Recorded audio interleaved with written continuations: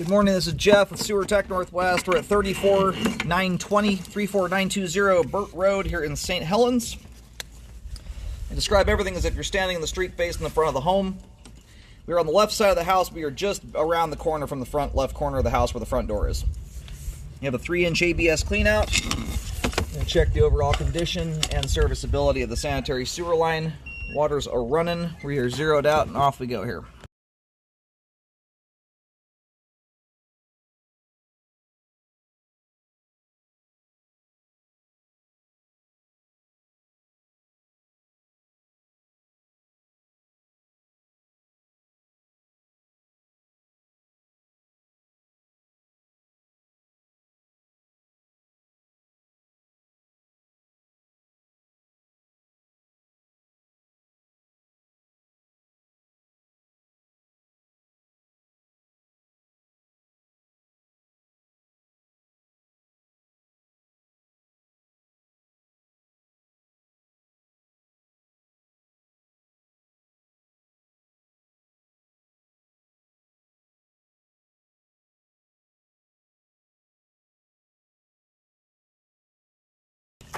Let's put through a little spot of standing water here. We'll see how that looks when it drains out. There was another spot at the beginning of the line too where it looks like there's some, but we've got a sink running full bore right now. Runs this water. In a lot of cases, once that water turns off, that standing water dissipates off quite effectively. And then now we're into 4-inch 3034 PVC pipe. And this thing has the appearance of a past backup. My camera right now is upside down. All that gunk at the bottom of the screen, that's the top of the pipe. That's evidence of a previous backup that's occurred. Being that we tie directly into a manhole, manholes are more prone scenarios, especially a manhole convergence. They're more prone to backing up because you get multiple homes tying into one location. Manholes are kind of designed in many ways to gather debris. So anyway, if you get a neighbor with a bad habit of putting wipes and things like that down the line, they can build up and back up pretty spectacularly and do it on multiple homes. So I'm going to recommend some cleaning on the sewer line here to get that buildup out of the line. Alrighty, just located the camera head. Line terminates straight out front here. There's a manhole right in the middle of kind of the little intersection directly in front of the house. I don't mean on the main road, but I mean down this little private roadway. We tie right into that.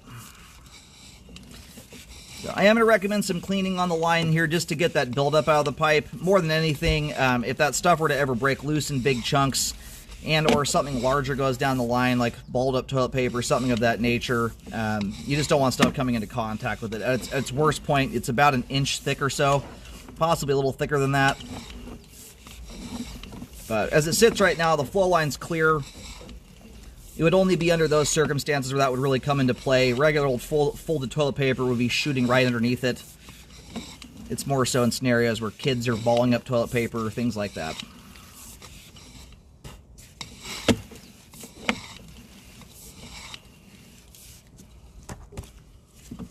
Like the line here runs, if you're, again, standing in the street, if you stand on the far side of the road, opposite side as the house sits, the line runs almost dead straight.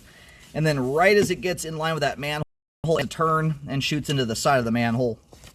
It doesn't run directly into it like you would kind of visually think it would. In case you're curious how the line's routed. All right, a little bit of standing water here, at least thus far it looks minor. About 29 feet is where it dissipates.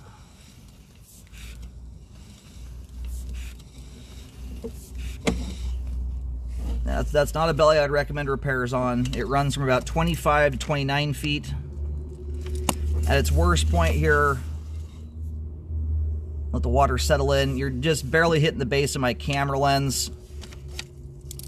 So you're at worst, you might have a ½ inch. That's closer to, you know, I'm going to write it up as a 1/4 to a ½ inch of standing water. ½ inch would be absolute maximum. I don't even think it hits that point. But for reference, I've done almost over 25,000 sewer scopes at this point in my career. I generally don't even consider repairs on bellies in plastic pipe until there's at least an inch of standing water. That's static with no water running at all for a minimum of 5 feet. And I rarely do that unless it is right up against the home or underneath it. More so in old pipe scenarios where you've got a coupling effect of standing water and rough pipe materials that can snag debris as it gets slowed down going through the standing water. That's not a combination I love. And we're also going through a little teeny bit of standing water. It's like a 32nd of an inch. At one point in here, I don't know if it was water running from somewhere else in the house. It almost sounded like water was running from somewhere. Sometimes you get these little... I don't see a tie in there, so it looks like it's got its own line. Sometimes you'll get shared lines in these scenarios down in here.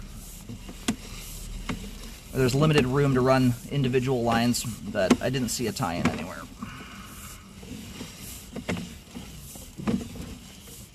The bathroom sink also kind of struggled to drain a little bit, and I think what may have happened is some debris broke loose, and I got a rush of water. Yeah, the standing water here that I just mentioned, it is so minor, it's hard to even tell exactly where it starts and stops. It's approximately from around 5 feet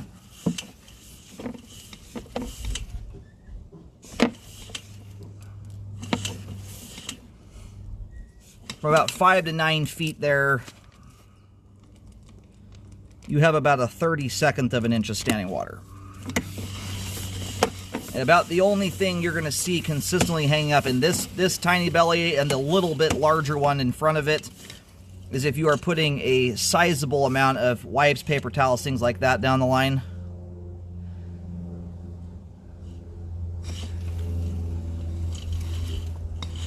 You've got some stringy stuff hanging from the top of the pipe here, and it's really hard to tell what that is exactly. At first glance, it almost has the appearance of roots.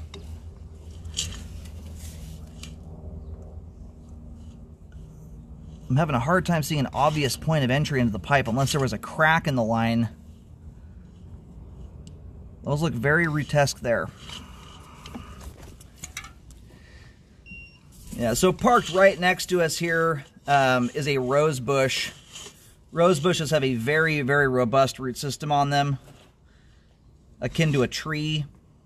I have cambered thousands and thousands of root intrusions, and that right there has every bit of appearance to a root. There's no pipe joint here, so my guess is, I mean, you could always try cleaning the line first. You could start with that, jet the line out. I'm just trying to think of what debris could have gone down line that could mimic the appearance of roots that effectively. Everything about that's looking like roots, but you could jet the line first, clean all the stuff up there, and then on the pipe wall there, you will see, if that thing's punched through the pipe wall, you're going to see a crack or a hole there. I think it's just being covered up right now by the roots coming to the line.